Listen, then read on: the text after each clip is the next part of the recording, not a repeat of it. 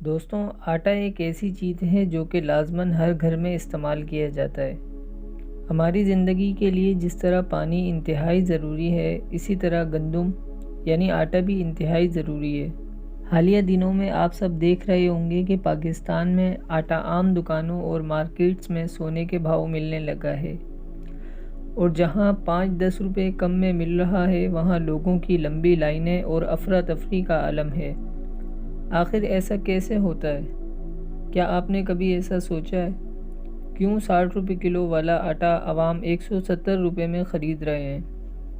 Welcome to काफ से Karachi YouTube channel.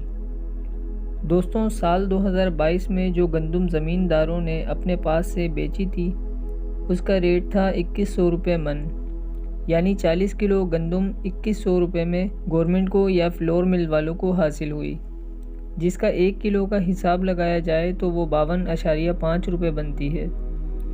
दोस्तों, आम आटा चक्कियों पर गंदम पिसाई का रेट 300 रुपये मन है। अब 2100 रुपये जमा 300 रुपये, ये हो गए 2400 रुपये। अब 2400 रुपये को फिर से तकसीम करें तो आटा 60 रुपये किलो का हो गया। याद रहे, छोटे शहरों और गांव में जो पिसाई वाले होते हैं, इनको कम मिकदार में पिसाई मिलती है, जबकि मिल्स में हज़ारों मन के हिसाब से गंदम पीसी जाती है।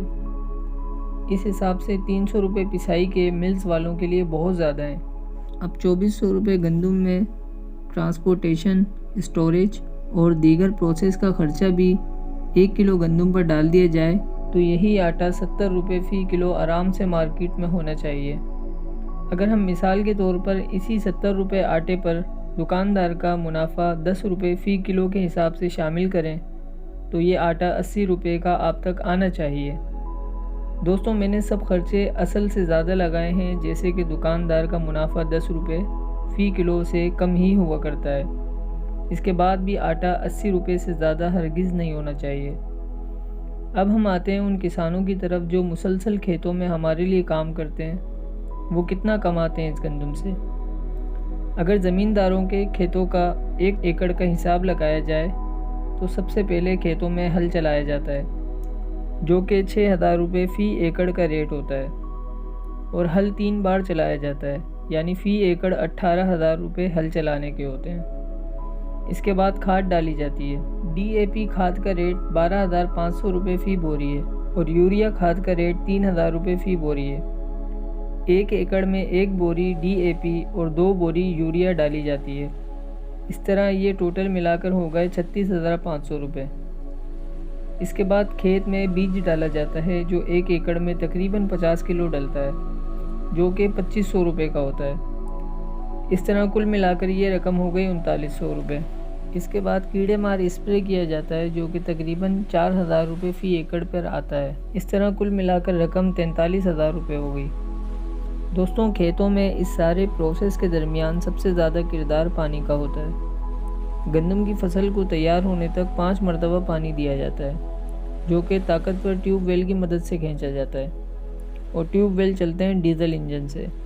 जी हाँ, ज़मींदार फ़ी एकड़ को 5 मरतबा पानी देने के लिए तकरीबन 50 लीटर डीजल इस्तेमाल करता है, जिसकी रकम 230 रुपये फ़ी लीटर के हिसाब से 11,500 रुपये बनती है।